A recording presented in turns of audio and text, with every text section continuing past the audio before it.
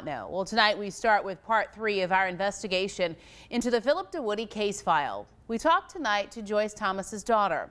Thomas is the woman DeWoody admitted to killing after kidnapping her from her Evangeline Parish apartment in March of last year.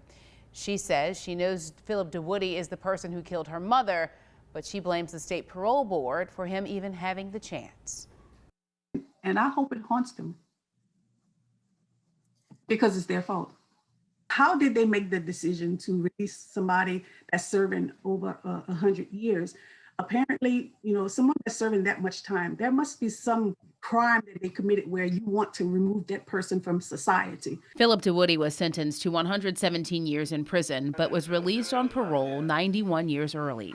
He became parole eligible under what's known as the geriatric parole law, which grants eligibility for older offenders facing long prison sentences.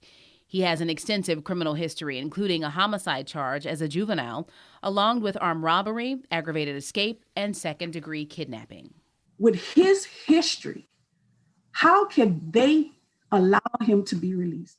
That's the question. That's what we have to struggle with every day. And I just can't understand how that they made that determination. What grounds? Because of the programs that he completed? Come on. DeWoody completed programs dealing with anger management, substance abuse, pre-release training, and got his GED. His release was at the full discretion of the parole board. The original law allowed a person who's at least 45 years old and had served at least 20 years of a 30-year or more sentence to be eligible for parole. That law was amended in 1997 to say a person who committed a violent crime and not otherwise eligible must serve 85% of their sentence before becoming parole eligible. DeWoody's crimes were violent, but he was convicted in 1993. We learned there was at least one other older violent offender granted parole by the board the same day DeWoody was. There were also nonviolent offenders in the same age bracket that the board denied parole to in that same month. First of all, I'd like to say that I have remorse for the crimes that I've done and my victims that I've done these crimes to.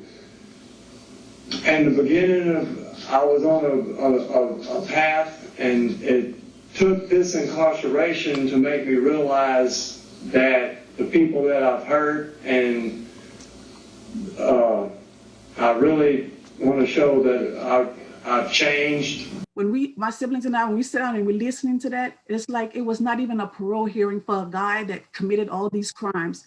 And now you see that he took our mother from us. Failure is not an option for me this time, and I really do hope and pray that this board will see fit to let me have another chance at life. All right, thank you. Thank you. All 3 board members voted to grant parole. Not even, not a year, he does what he does. 13 minutes and 54 seconds to determine, to allow someone like that to be released from jail. And now we have to suffer a lifetime, without, our mama, not only us, but the other people that he hurt. I hope that's something that they think about, going forward. I hope it's something that they think about every day, because it was all of this was based on your decision. Philip DeWoody confessed to killing Joyce Thomas and is now serving 3 life sentences. We reached out to the parole board with a list of questions, among them, what made them believe DeWoody was ready to be back into society? We're still awaiting a response.